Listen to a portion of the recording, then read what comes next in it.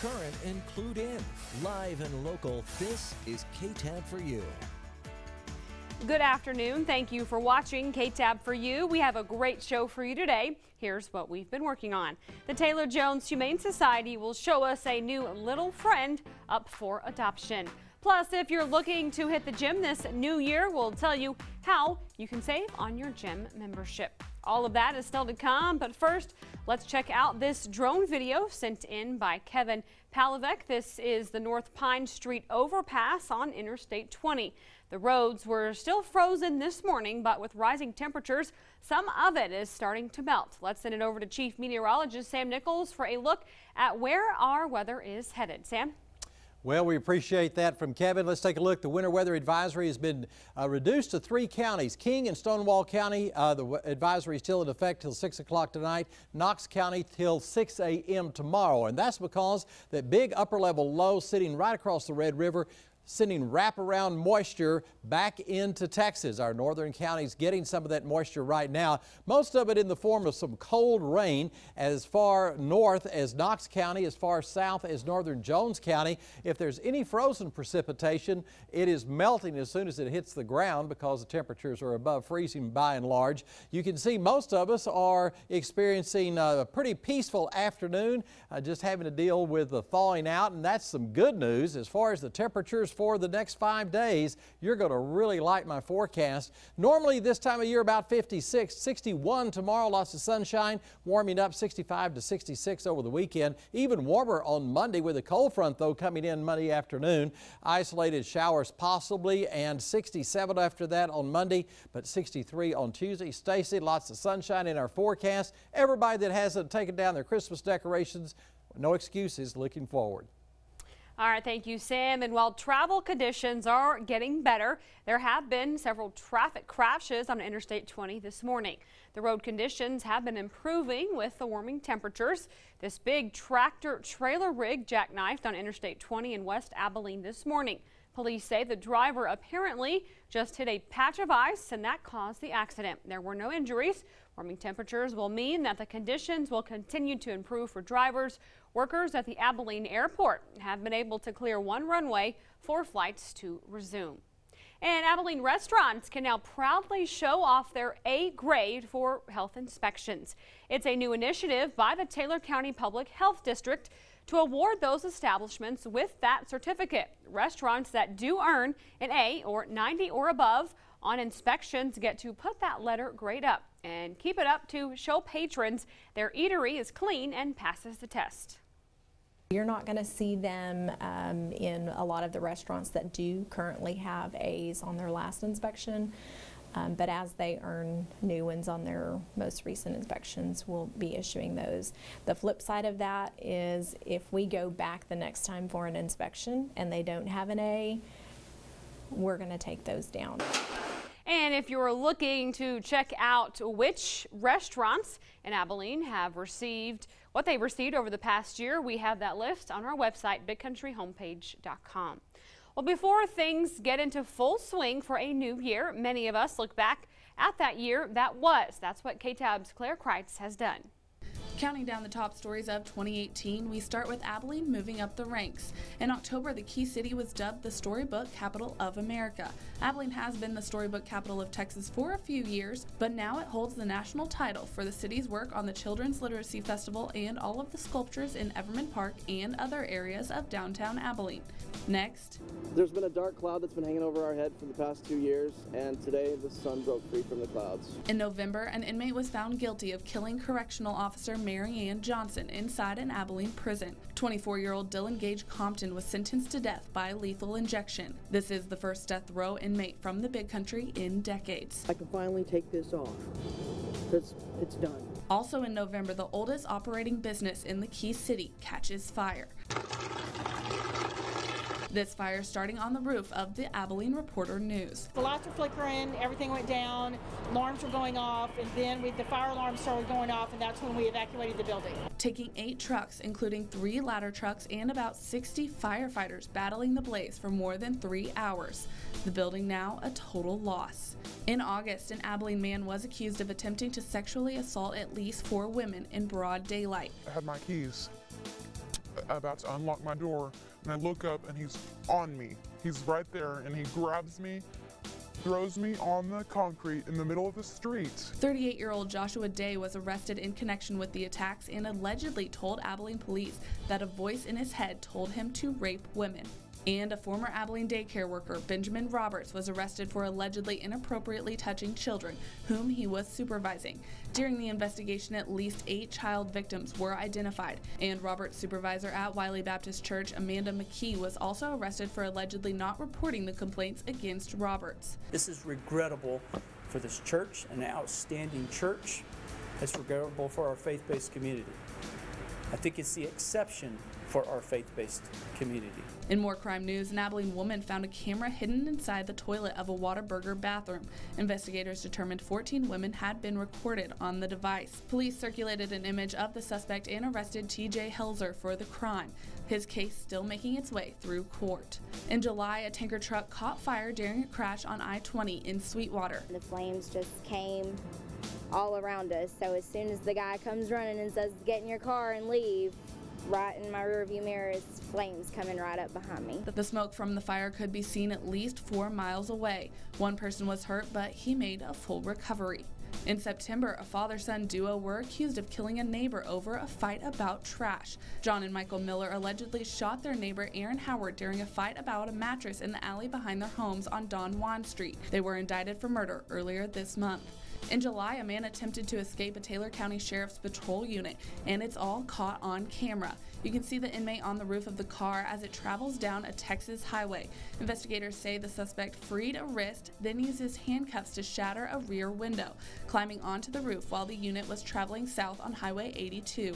This video from a viewer following behind. There was too many people put in danger, not only the public but the prisoner. The deputy driving the patrol car was ultimately fired. And maybe the best news of 2018, Dyess Air Force Base is on track to get the B-21 Raider. This new bomber would replace the B-1. Dyess also hopes to become the training base for the bomber. In the big country, with coverage you can count. All right, thanks. Reporters, photographers, and producers who have worked so hard on these stories throughout 2018. Still to come on KTAB for you, though, we'll meet our pet of the week from the Taylor Jones Humane Society. And if you're looking to join a gym for the new year, we'll find out how you can save some money. Current and clued in, live and local. You're watching KTAB for you.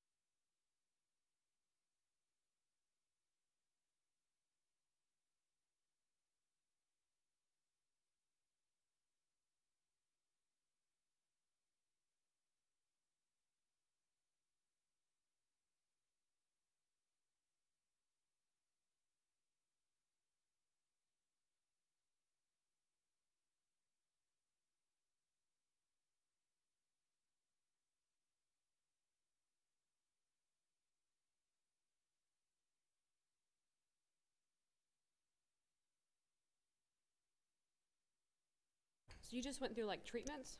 Oh yeah, in Dallas for 5 weeks. So you just stayed, where'd y'all stay at in Dallas? Candlewood Suites. Will you say your name for us really quick? Melissa, 1, 2, 3, 4, 5, 6. This is KTAB for you. Well, if you are looking for a new friend for days you just want to stay at home and cuddle, the Taylor Jones Humane Society has who you are looking for. Here with us now is Melissa O'Neill, and this is her friend, Will. He is the last of a litter born at the Taylor Jones Humane Society.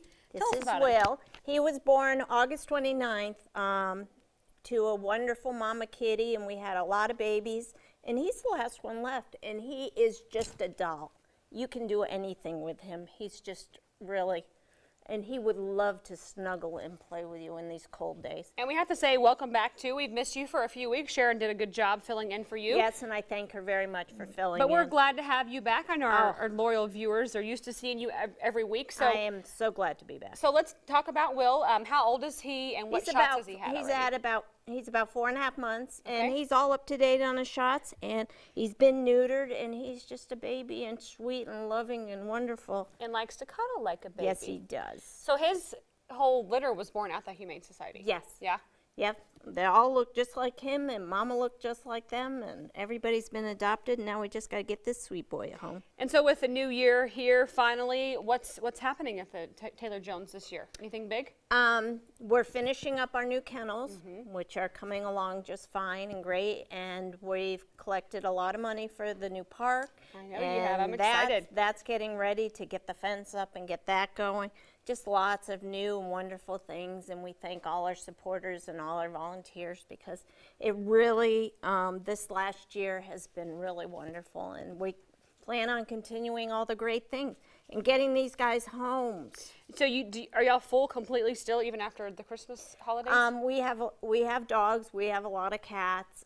We just had a litter of puppies. I saw that.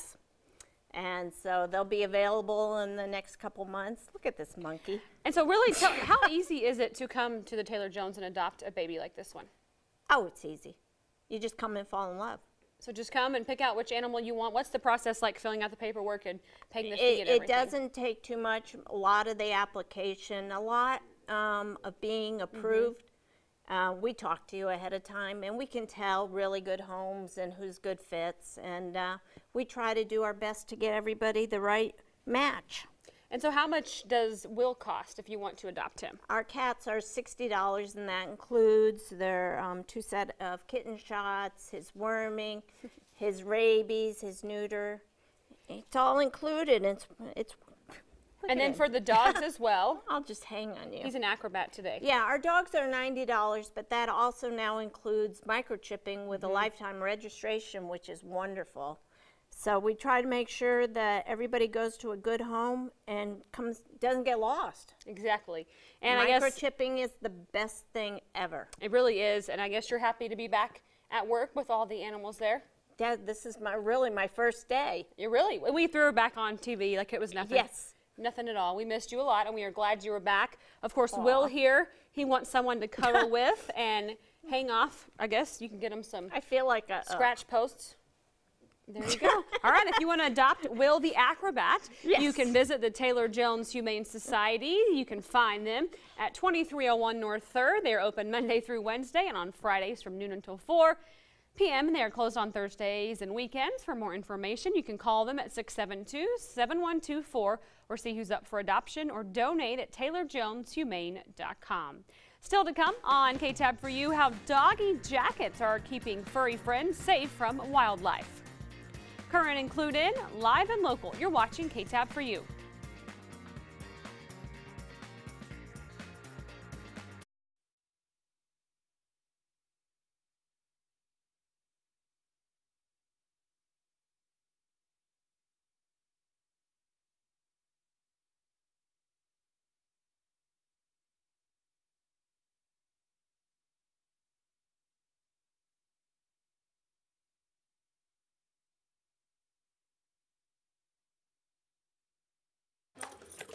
The coyotes live here. I mean, this was their home long before it was ours.